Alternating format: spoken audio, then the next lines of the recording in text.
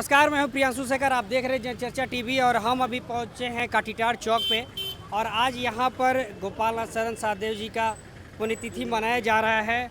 हमारे साथ कुछ लोग भी हैं, कुछ संबंधी भी हैं, उनसे भी जानने की कोशिश करेंगे। सर, सबसे पहले आप अपना नाम बताइए और पृथ्वीनाथ सहदेव क्या रातू के संबंध था निवासी। जी इनसे? युवराज साहब से हमारा पारिवारिक संबंध है, वो मेरे भतीजा लगेंगे जी। और उनके पिताजी हमारे महाराजा चिंतामणि शरणनाथ सहदेव दादा भाई थे और उनके लड़के स्वर्गीय गोपाल शरणनाथ सहदेव मेरे भतीजे लगेंगे। 12वीं पुण्यतिथि है। हाँ, 12वीं। ये बताइए सर कि उनका जन्म कब हुआ था, कुछ उनके बारे में अगर कुछ। 2 अक्टूबर 1969 का उनका जन्मदिन है। उनका गोपाल नाम देने का सबसे बड़ा श्रेय जाता है आनंदमयी माँ का। जब वो पैदा लिए तो सबसे पहला नामकरण वही किए कि गोपाल आ गया। ये सबसे बड़ी उपलब्धि है। माँ आनंदमयी माँ का आशीर्वाद उन पर था।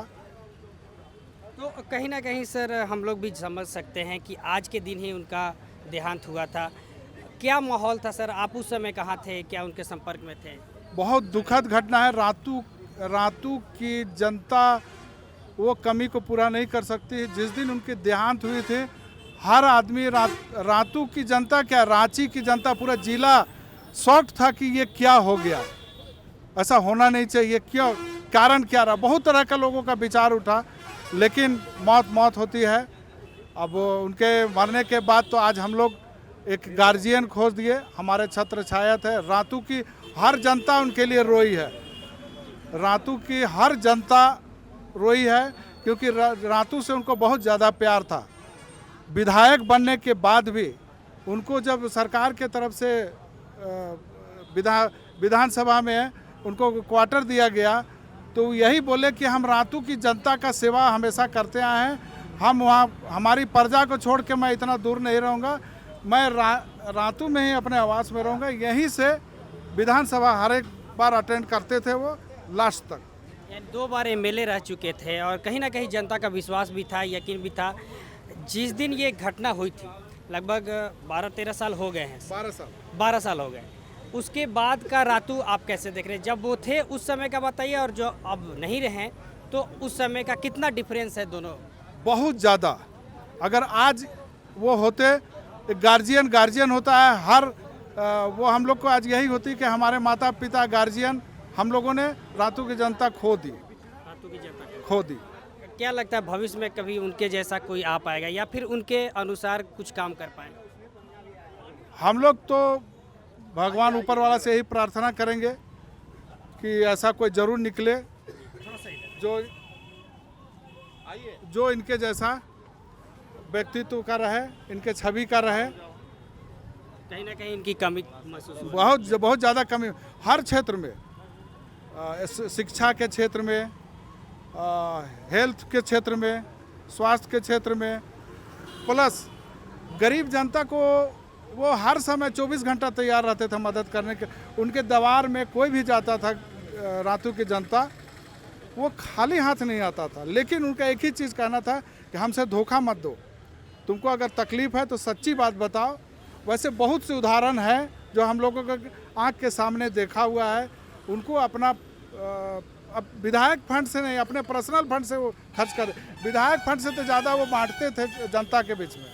सर यहाँ ये भी उनका आलोचना भी होती थी। ये भी बताया गया कि अभी अगले साल तक यहाँ पे मूर्ति लगने वाला है, इसके बारे में? हाँ, हम लोगों का स्थानीय जो रातू निवासी लोग हैं, रातू 7 टोला है, काठीटाड़, बड़का टोली, जामुन टोली, आमटाड़, झकराटाड़, हुरूरी।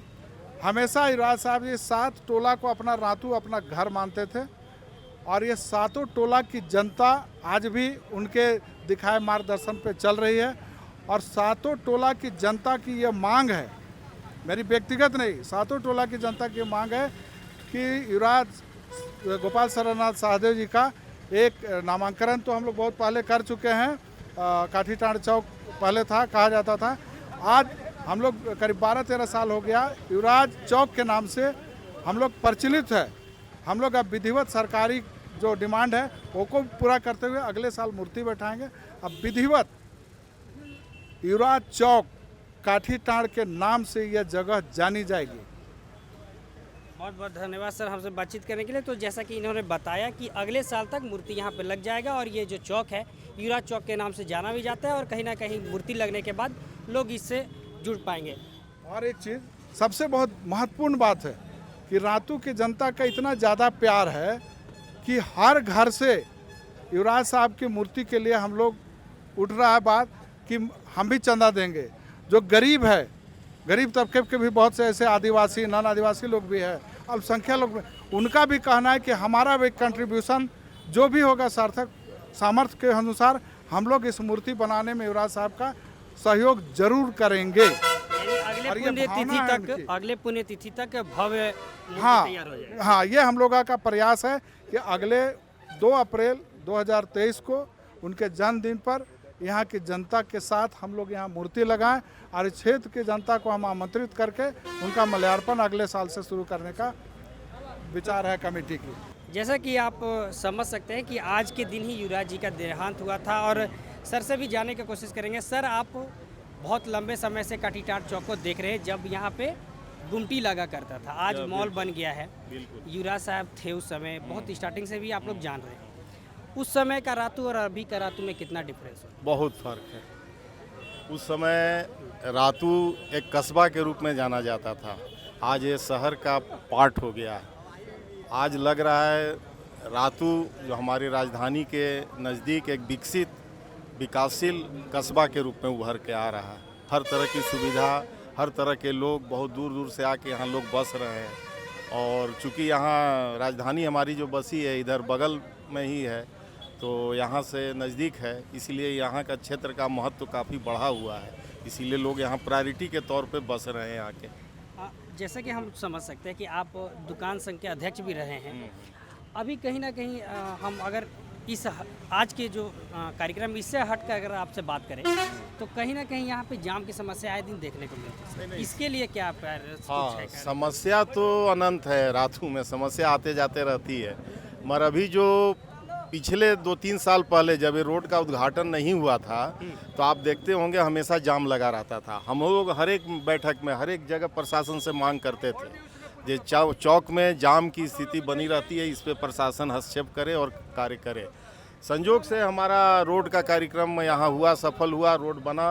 रोड के बनने से चौड़ा हो गया, अगल बगल जो गुमटी थे वो हट गए, तो कुछ तो जाम का समस्या से निदान मिला है। मगर अभी पूरा समस्या नहीं है, कभी कभी जाम हो जाती है। उसके लिए स्थानीय प्रशासन जिम्मेवार है, कारण कि हम लोग बराबर मांग करते हैं जो किनारे जो ठेला खोमचा ये सब जो लगा के चौक के किनारे बैठे हुए हैं उस पर प्रशासन ध्यान नहीं दे रही, इसके कारण से कुछ जाम लगी रहती है। ऐसे देखें तो उतना पहले से बहुत बेहतर स्थिति में आज हम चौक को देख रहे हैं। हाँ, बेहतर हो रहा है। हाँ सर, आप बताइए युवराज जी के बारे में 2 शब्द। देखिए, आज की पुण्यतिथि पे क्या कहना है? सुधांशु पत्रकार जी, इलेक्ट्रॉनिक मीडिया का आप हैं, आप युवा हैं, आपकी हम लोग हमेशा न्यूज़ को देखते हैं, बहुत सच्चाई को अपने उजागर करते हैं। पहले तो आपको मुबारकबाद देते हुए आज जो युवराज जी का पुण्यतिथि आप जो ले रहे हैं भेंट वार्ता, मैं ज़्यादा नहीं बोलूँगा पर एक बात बोलूँगा। मेरा नाम हाजी अरशद अयूब है और मैं काठीटाड़ बहुत गरीब घर से परिवार से पला हूँ और मेरी जन्म बहुत गरीब परिवार में हुआ। अब मेरी जन्म और युवराज साहब का जन्म आपको पता नहीं है, एक ही दिन का है।